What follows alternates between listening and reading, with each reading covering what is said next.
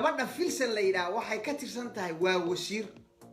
ka sharaf badan wasiirada gabdhaha ay axmaarada ee la joogay kaliya ee laga reebay waaba hal gabar dumarna waa 50% ka soo dhigaaba la yiri waa hal gabar fikirka haddaad isku diidantiin waa baarlamaannimo waxaan u rabnaa ha lagu daro waxay yidhaah waa la iska waay agsiima ka sharaxdo Soomaali waxa kaliya fiican sheegaya urur baa u jooga magaalada Jigjiga team baa uga dhisan magaalada Jigjiga waxaana dhaqaaleeyo oo ka farka go'a sida ugu dida waa Mustafa Cagjar iyo teamkiisa Mustafa Cagjar baa wuxuu dadka ku dhiirigelinaya intaad oo isku sharaxi lahaydeen agsiima isku sharax inaan ka warhaynin buu mooday Mustafa 24 saacna agsiima team buu telefoonka ugu jira Mustafa ana arinta xaqiijinaya cadeynteedana waa la idin hayaa تكوباد وحن كهالي دونا وحا سعوتا دورشدي ايا سعوتا دورشدا خولستي خبنها ايا سعوتا خولدا خبنها ايا سعوتا يا لا خولي maxaa ka khaldan maxaan ka yeelaa waxyaabahaas kale waan isweydiinaa waa qodobka koobaad aan kaga hadli doono qodobka labaad aan kaga hadli doono waa qodob aad iyo aad dhiigayga maanta u kiciyo waana qodobka igu kalifay in ilaahay subhanahu wa ta'ala uu ii qadara maanta mar labaad inaan idin soo fariisto anoo muddo idin ka warmarnaa qodobkaasi waxa weeyaan exma ururka la yiraahdo ee axmaaradu leedahay xaq jirka ah oo isu tagtagtay oo deegaankeena shakhsiye magaca Soomaaliyeed sheeganaya oo ku abtirsada deegaanka Soomaalida ay maanta rabaan inay isku sharaxaan magaciisa qodobka saddexaad u dambeeyeen ka hadli doona waxa weeyaan war dadkan Soomaaliyeed doorashadan hadda jirta hadayba dhacdo maxaa kala gudboon saddexda arrimood baan ka hadli doonaa okay bismillaahir rahmaanir rahiim waxa weeyaan walaalayaal horta waxa socoto xulistii xubnaha heer federaal iyo heer deegaan ee doorashada 2021 xulista waxa loo soo dhigay in xisbi walba uu soo xusho ha u qaadanina xisbi gooniye in loo diray dhibaatada ummadeena haysataa number 1 waxay tahay waxa u qaataan cid markaa dawladda joogtaa inay ururka saxda ah tahay horta taa waxaan rabaa inaad maskaxdiina ka clear garaysaan urur ka keli ah ee meeshan ka jira ma aha BB kaliya BB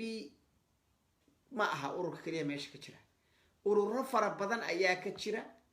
oo ay kamid yihiin ururka ONLF ururo kale oo fara badan ilaa 7 urur oo Soomaali leedahay ayaa ka jira deegaanka wax diidaya ma jiraan inuu qofku isku sharaxo ururku rabo kolka hore wax diidaya sharciyan ma jiraan waana nidaam ay ahayd inay saxaato qofku inuu gilli isku soo sharaxo inuu urur isku soo sharaxo inuu ururku doonay kalena isku sharaxo inuu BB isku sharaxo qofku xaq buu leeyahay hadduu ku qanacsan yahay waa isku sharaxo laakiin hal arrin oo ka hadli doonaa jirto oo ururada la isku sharaxi karo ee Itoobiya ka sharaxan hal urur kuma jiro exima kuma jiro waanu iman doonaa arrinta maxaa dhacday hadaba xulistii BB aan ka soo qaadno BB waxay isku dayaysaa inay sanka farta ka gelgeliso ururada kale ma rabto urur kale inuu deegaankeena ka tirtamo ma rabo urur kale inuu deegaankeena ka tirtamo arrintaasina waa sharci darro waxaan cod dheer iyo cod gaaban ugu sheegaynaa ummadda Soomaaliyeed boordiga doorashada hay'adaha sharciga ah baarlamaanka federaalka iyo heer deegaan iyo cid kasto ay arrintan khusayso ururka BB 5 arrimood oo khalad uu sameynaya ha joojiyo shaqaalihii dawladda wuxuu leeyahay shaqaale ma si ahaanaysid hadaadan BB u ololayn hadaadan BB soo door hadaad urur kale isku sharaxdo shaqada laga ereeyaa arrinta waa inuu joojiyo talabaad hantidii ummadda ayay u isticmaalayaan campaigning ay ku campaign gareynayaan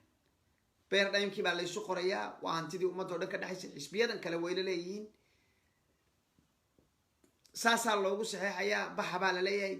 gawaadhidii iyo transportigii iyo miidiyihii ummaddu lahayd iyaguna isgaarsiinta nooc kamid ah ama miidiyi isgaarsiinta nooc miisi transportiga noqotay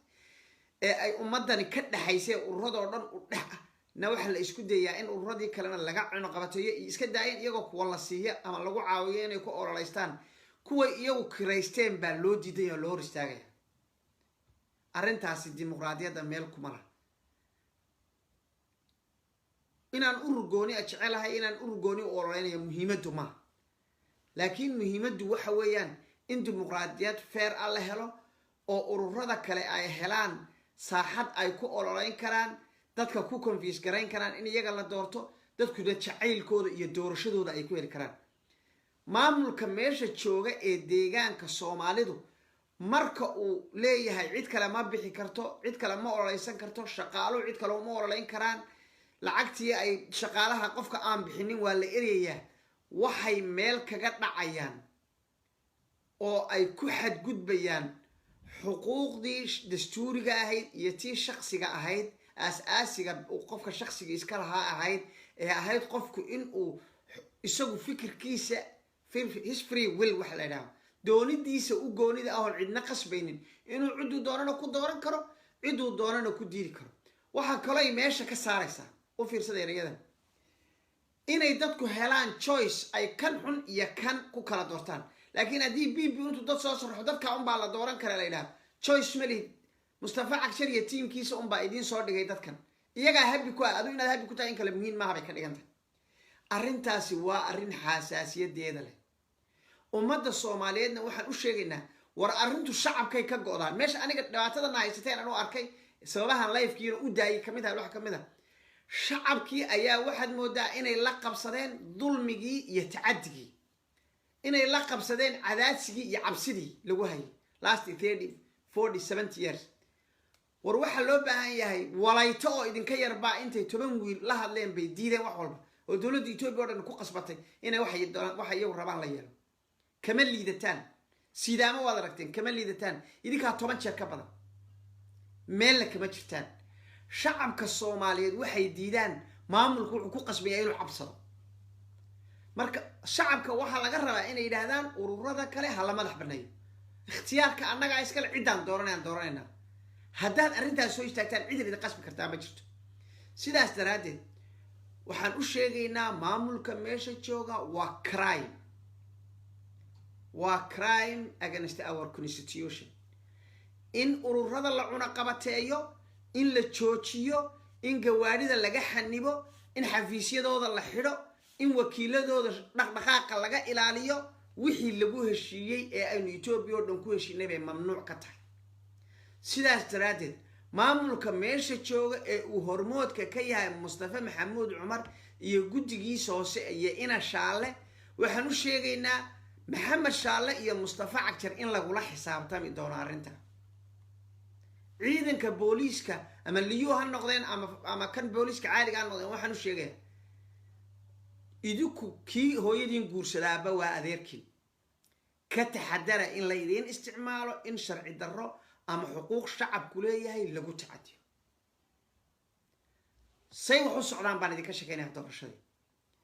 doorashada ma degma aynan dulmi iyo dhibaato ka jirin ma jiro sababtana waan idin sheegay degma aan laga qaylinaynin ma jirto sababtana waan idin sheegay sababta waxa weeyaan dadku marka waxa aynan iyagu rabin ninkay u arkaa in hantidooda uu u ilaalin lahaa iyaga kaaga dhow iyaga yaqaan iyaga la joogo iyagu maalin walba u shaqeeya iyagu service u haya ka ay og yihiin inuu tuug yahay oo musuq yahay ka ay og yihiin inuu daacad ahayn inuu reerkoodii meesha ku soo urursaday ka ay og yihiin hantidii ummadda inuu lunsaday ka ay og yihiin kontraadyadii in dad kala siiyay ka ay og yihiin servicekii inuu baabi'iyo unan waxba ka qabanin ka ay og yihiin inuu xafiis soo garin haddaad weli dul dhigayso ood leedahay isaga soo doorta oo aadan wax la tashi ana kaga sameynaynin Mustafa Maxamed Cumar iyo Maxamed Shaale waxaan leeyahay arrintaas waa crime against our constitution and against the right of Somali people arrintaas aad uga fiirsada waxa dhacday marka buuqani wuxuu ka imanayaa crime-ka noocaas baa meesha ka jira magaalooyinkii iyo degmooyinkii deegaanka waxa loo xulay shakhsiyaad iyagu diyaar u ahayn hal magaalo oo shakhsi ay diyaar u tahay iyadu soo xulatay ma jiro abiyu iyo maamulkiisa waxaan xaqiiq cad idin hayaa instructionka ay soo bixiyeen BB da sare inuu ahaa localka xoogga saaran maadaama oo shacabku ina dooranayo maadaama xisbiye kala jiraan hadda shacabka la fadhiista oo la tashada arrintaasi ma dhicin xafiiska madaxtooyada lagu qorqorayaa iyo xafiiska BB jigjiga lagu qoraa dadka arrintaasi waa mamnuuc weeye arrintaasi waa crime weeye maamulka abiy yaa dhisabiye BB-na waxaan u sheegaynaa haddaad idinku aydaan kalsooni isku qabin inaad soo baxaysaan dadka inaad hor joogtaan maaha haddii kale kuwani way idinka been sheegayaan la socda dadkiina waxay u keeneen dad aynan hal degmo oo ku qanacsan maalin walba ila soo xidhaan dadku hal degmo oo la igala soo xidhin way yartahay degmo aan la igala soo xidhinin deegaanku way yartahay dulmi baa ka jira deegaankii dhibaato noocaasa ka jirta diinta islaamku maxay ka qabtaa qofku qof uuna rabin in la horgeeyo imaamkaan la ogolayn qof kale in la horgeeyo qofku qof uunan islahayn ummaddan waxba u qabanaya islaamku ma ogola in la horgeeyo masaajidka ma tukin kara ninka ilaa oo shacab ku qancaan inuu tukiyo war adigu seed ugu qasbaysaa inan yaroo tuug ah oo labadii saneed meesha joogtay baa hantida kuu soo boobaya adiga dhankiisa isna ka boobayay adigana khaa'in kula ahaa sidaada oo kale ah sidee baad rabtaa inaad ugu qanciso dad sow xoog maaha sow caburintii shalay toole aan ka cabanayna maaha sow taan TPLF ku diidnay maaha abiy iyo maamulkiisana waxaan fariin dheer halkan uga dirayaa haddaad waddadii BTB abiyow dib u qaaday TB halkii ku dambaysay baad ku dambaynaysaa taa intaasaan ku dhaafaya waxaan ku leeyahay prime minister ka fiirsa arrinta abiy axmed ha ka fiirsada arrintan arrintani sumcad xumo iyo cadaalad darro iyo dad liita oo ururkii loo keena ayay keenaysaa sidaas daraaddeed maamulka abiy waa inuu il dheer ku eego oo khadka isku xidhan ee bayna alaf iyo in mustafa cagjar iyo ee isku xidhan ee dulmiga ahaa u fiirsado il dheer ha ku eego taa intaasaan ku dhaafaya shacabka soomaalida liitaynimadiinaan idin tusayaa maanta idinkana war egsima miyaad garanaysaan macnihiisu wuxuu yahay dadka isku sharaacaya ama ogolaanaya daba ordaya magaalada jigjiga iyo qabridaar iyo dhagax buur iyo godi anna waan isku soo sharaxidahay miyaad garanaysaan ururka macnihiisa ururka la yidhaha ECZEMA miyaad garanaysaan macnihiisa waa 10 urur oo isu tegay oo ay 90% yihiin ururadii ugu xaq jirsanaa Ethiopia waxay aaminsan yihiin miyaad garanaysaan maya Ethiopian nationalism bay aaminsan yihiin horta waxay aaminsan yihiin in meesha laga saaro wax la yiraahdo macnaha ethnic federalization in laga saaray aaminsan yihiin waxay aaminsan yihiin unity hal dawlad in la helo oo kifla hagarkii lagu soo celiyay aaminsan yihiin waxay ka takhalusayaan statiska iyo awoodda ay leeyihiin oo dhan oo dastuurka ay bedelayaan 90% mas'uuliyiinteedu waa dad xaq jiro oo ummadda Soomaaliyeed nacab way waa dadkii awooyadaa laayay waa dadkii ku dhibaateeyay 90% sano u dambeysay ku dhibaateynay way war halgankaagi miyaanu been noqonayn struggle-kaagi oo iska celintaadi miyaanu been noqonayn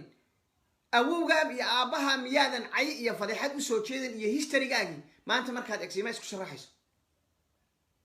waxaan u sheegayaa qof kasta oo exema isku sharaxa ha ogaado taariikhda inuu baal madow kaga qoray noloshi haddaan idin sheegayaa noloshiisana ummadda Soomaaliyeed way xasuusanaan doontaa siyaasad dambe oo Soomaaliyeed dabada kama soo galay dib dambe arrinta meel ku qorta caawa sababta oo ah waxa ay ka dhigan tahay nin ka hor yimid ummadda Soomaaliyeed from 1900 intii ka horeysay taariikhda ay soo lahayd nin intuu gudun qaadisal ka goyniyo ka dhigan yahay ninka isku sharaxa exima ururka axmaarada ay xaq jirka ihi iyadoo ay dimuqraati ay wax la isku sharxi karo exima waa no urur kale oo isku sharaxa gil isku sharaxa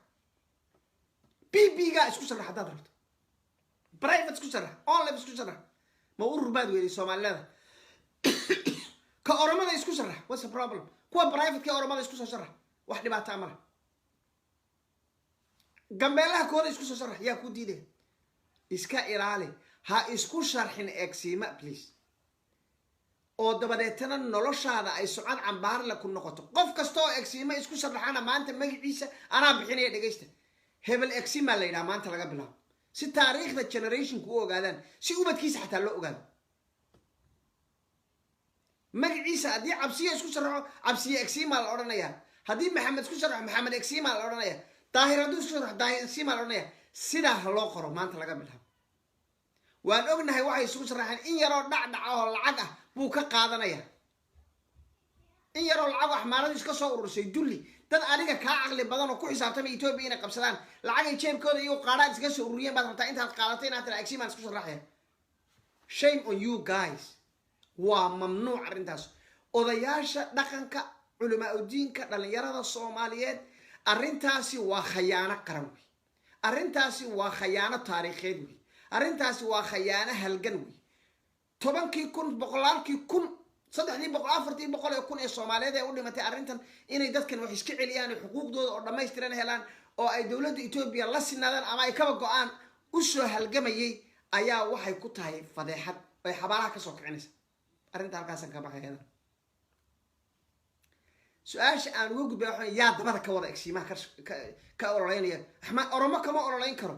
Anfar kama ololeyn karo Benishangul Gumus kama ololeyn karo Gambela kama ololeyn karo واي صومالي بالسؤال اسويديه سؤال انا اسويديسان بانو باهنا waxa weeyaan ragga madaxda u abaan idin tusaya si sawirku idin ku soo baxo madaxda ragga ka qaybta ragga ugu cadcad baan idin sheegaya waa Professor Burhan Naga way waad garanaysiin Burhan Naga waa ragga ugu xaq jirsan ee maalmo telefishinka la soo farsada waa in constitution ka la baabiyo waa in state ka la baabiyo waa in waxa la bedelo federalisation waa in meesha laga saaro dawlad central anagu u talina waa in haysan waa ninka ku dooday weena cadda waana Mustafa Maxamuud Umar saaxiibkiisa u fahmay waana bayna alaf saaxiibkiisa u fahmay BB da federaalku iyada Exima dabada ka wada qaybta ahmaaradu nin kasto ahmaar ah oo BB from bayna alaf ka soo bilo ilaa Mustafa Xajar nin kasto ahmaari wuxuu dabada ka wada Exima way Mustafa Xajar baa wuxuu dadka ku dhiirigelinayaa intaad oo isku sharaxi lahaydeen Exima isku sharax inaan ka warhaynin buu mooday Mustafa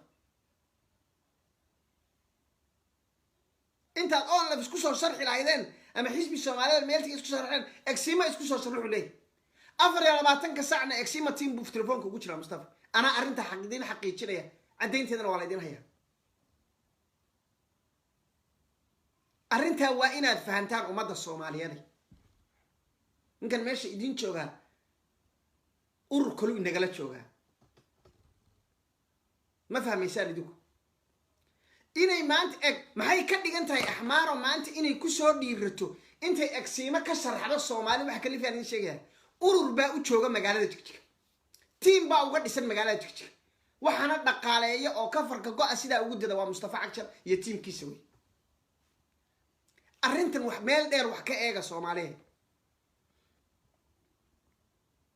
waa wax silsilad ah gowsa ah ee soo guda ka xiriirsan waa wax ilaa Addis Ababa xiriirsan ilaa bayna alaf xiriirsan tahay ilaa ninka la yiraahdo haysta sirdoon ka xiriirsan tahay la yiraahdo muxuu ahay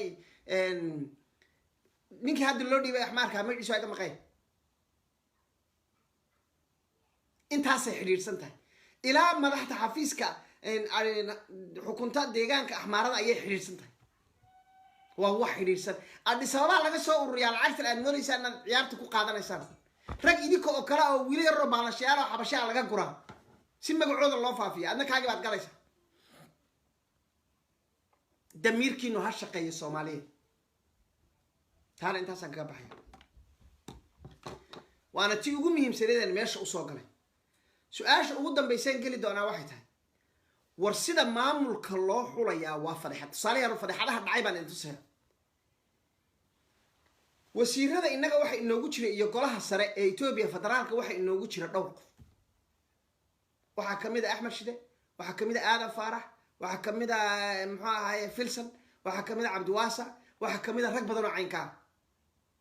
ku xigayaal yaan leenahay hal qof oo federaal ah oo Ethiopia ah oo una BB soo sharxin oo dawladda Ethiopia u shaqeeyaa ma jiro Abiy Ahmed sidoo u aaminayaa qof uunan wasiiradiisa ku jira si wasiir uga dhiganaya haduuna BB inuu noqon karo ku qanacsanayn su'aasha isweydiiya ina taa fahantaan ma raba maxaa dhacay marka deegaan kale oo qofkoodii federaalka ahaa ka tagay oo aan ka ahayn deegaanka Soomaalida ma jiro gabadha filsan la yidhaha waxay ka tirsan tahay waa wasiir ka sharaf badan wasiirada gabdhaha ay axmaarada ee la jooga iyo kuwa gabdhaha meesha la jooga gabadh daayar oo firfircoon oo wax iska celinaysa way oo wax fahansan fikirka dadku waa ku kala duwanaan karaa iyadiyo Mustafa fikirka marnaba mayna ka samaysnayn waa qofka kaliya ee laga reebay waa qofka kaliya ee laga reebay su'aasha isweydiye sababta markii liiska qorayay uu Mustafa u reebay iyo in sha Allah iyaga hal la weydiyo kuma jiraan liiska